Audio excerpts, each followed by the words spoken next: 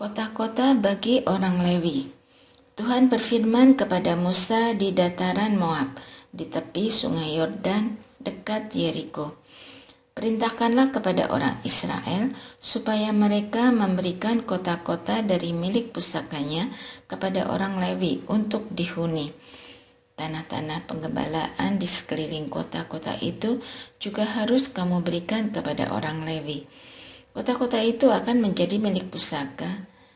Kota-kota itu akan menjadi milik mereka untuk dihuni, dan tanah-tanah penggembalaannya untuk hewan milik mereka, dan untuk segala ternak mereka yang lain. Tanah penggembalaan kota-kota yang harus kamu berikan kepada orang Lewi itu ialah 1000 hasta dari tembok kota keluar di sekelilingnya. Di luar kota itu, kamu harus mengukur 2000 hasta di sisi timur dan 2000 hasta di sisi selatan, serta 2000 hasta di sisi barat dan 2000 hasta di sisi utara, sehingga kota itu berada di tengah. Itulah bagi mereka tanah penggembalaan kota-kota. Kota-kota yang harus kamu berikan kepada orang Lewi itu ialah 6 kota perlindungan, supaya pembunuh dapat melarikan diri ke sana. Di samping itu, kamu harus memberikan 42 kota. Segala kota yang harus kamu berikan kepada orang Lewi itu berjumlah 48 kota, semuanya dengan tanah-tanah penggembalaannya. Mengenai kota-kota yang akan kamu berikan dari tanah milik orang Israel, dari suku yang banyak jumlahnya, kamu harus ambil banyak, dan dari yang sedikit jumlahnya, kamu harus ambil sedikit. Setiap suku harus memberikan kepada orang Lewi sejumlah kota menurut banyaknya milik pusaka yang dibagikan kepadanya. Kota-kota perlindungan. Tuhan berfirman kepada Musa, "Berbicaralah kepada orang Israel dan katakanlah kepada mereka, apabila kamu menyeberangi sungai Yordan menuju tanah Kanaan, kamu harus memilih beberapa kota yang menjadi kota-kota perlindungan bagimu, supaya pembunuh yang membunuh seseorang dengan tidak sengaja dapat melarikan diri ke sana. Kota-kota itu akan menjadi tempat perlindungan bagimu dari orang yang menuntut balas, supaya pembunuh jangan mati sebelum ia dihadapkan kepada umat untuk diadili.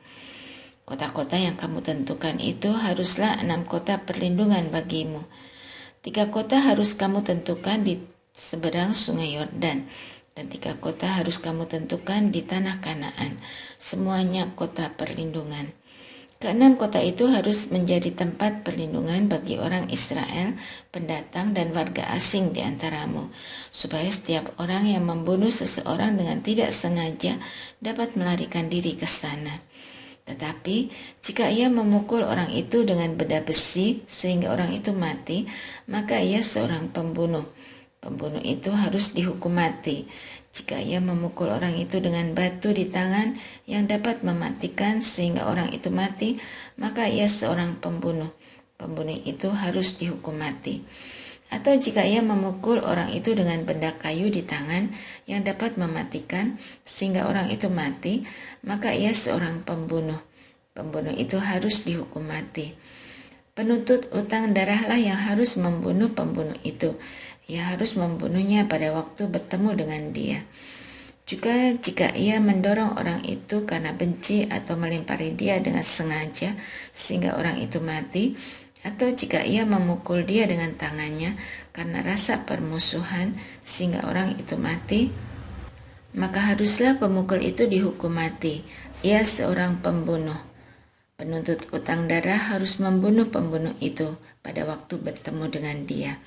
Tetapi jika ia sekonyong-konyong mendorong orang itu tanpa rasa permusuhan atau dengan tidak sengaja melemparkan suatu benda kepadanya, atau tanpa melihat menjatuhkan ke atas orang itu batu yang dapat mematikan sehingga orang itu mati, sedangkan dia tidak bermusuhan dengan orang itu dan juga tidak mengikhtiarkan celakanya, maka haruslah umat mengadili antara orang yang membunuh itu dan penuntut utang darah menurut hukum-hukum ini, dan haruslah umat membebaskan pembunuh dari tangan penuntut utang darah, dan haruslah umat mengembalikan dia ke kota perlindungan, ke tempat ia telah melarikan diri.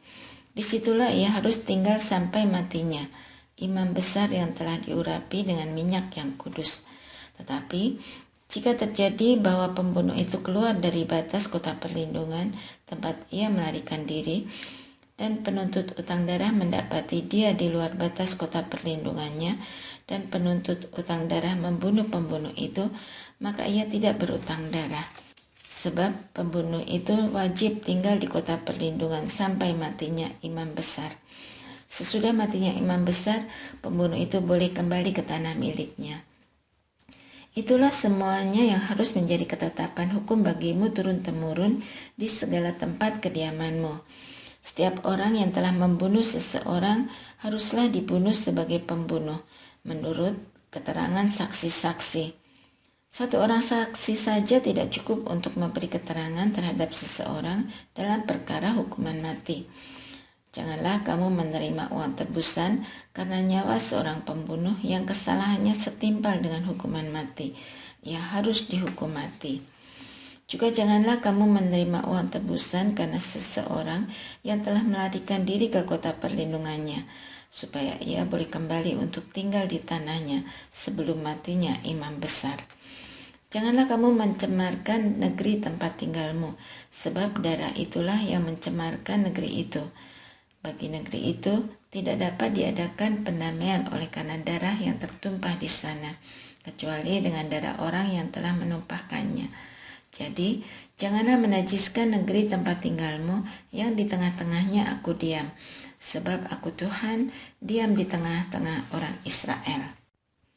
Syarat perkawinan anak-anak perempuan yang mempunyai hak waris. Kepala-kepala kaum keluarga dari kaum Bani Gilead bin Makir bin Manasye, salah satu dari kaum-kaum keturunan Yusuf, mendekat dan berbicara di depan Musa serta para pemimpin, kepala-kepala suku orang Israel. Kata mereka, Tuhan telah memerintahkan tuanku untuk memberikan tanah itu kepada orang Israel sebagai milik pusaka dengan membuang undi. Dan oleh Tuhan telah diperintahkan kepada tuanku untuk memberikan milik pusaka Selafehat, saudara kami, kepada anak-anaknya yang perempuan. Tetapi seandainya mereka kawin dengan salah seorang anak laki-laki dari suku lain di antara orang Israel, maka milik pusaka perempuan itu akan diambil dari milik pusaka bapak-bapak kami dan akan ditambahkan kepada milik pusaka suku yang akan dimasukinya. Jadi akan diambil dari milik pusaka yang diundikan kepada kami. Apabila tiba tahun Yobel bagi orang Israel, milik pusaka perempuan itu akan ditambahkan kepada milik pusaka suku yang akan dimasukinya dan akan diambil dari milik pusaka suku nenek moyang kami. Lalu Musa memerintahkan kepada orang Israel sesuai dengan titah Tuhan. Perkataan suku keturunan Yusuf itu benar. Inilah firman yang diperintahkan Tuhan mengenai anak-anak perempuan Selafehat. Bunyinya, mereka boleh kawin dengan siapa saja yang menyukai mereka, asal mereka kawin di lingkungan salah satu kaum dari suku ayah mereka. Sebab milik pusaka orang Israel tidak boleh beralih dari suku ke suku. Tetapi orang Israel masing-masing harus memegang milik pusaka suku nenek moyangnya. Jadi, setiap anak perempuan di antara suku-suku orang Israel yang telah mewarisi milik pusaka haruslah kawin dengan seorang dari salah satu kaum yang termasuk suku ayahnya, supaya setiap orang Israel mewarisi milik pusaka nenek moyangnya. Sebab milik pusaka itu tidak boleh beralih dari suku ke suku. Tetapi suku-suku orang Israel masing-masing harus memegang milik pusakanya sendiri.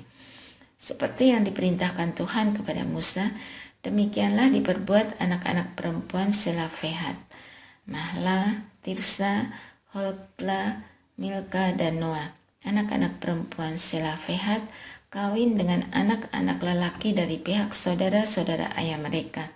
Mereka kawin dengan laki-laki dari kaum-kaum Bani Manasye bin Yusuf, sehingga milik pusaka mereka tetap tinggal pada suku kaum ayahnya. Itulah perintah dan peraturan yang diperintahkan Tuhan kepada orang Israel dengan perantaraan Musa di dataran Moab di tepi sungai Yordan dekat Yeriko.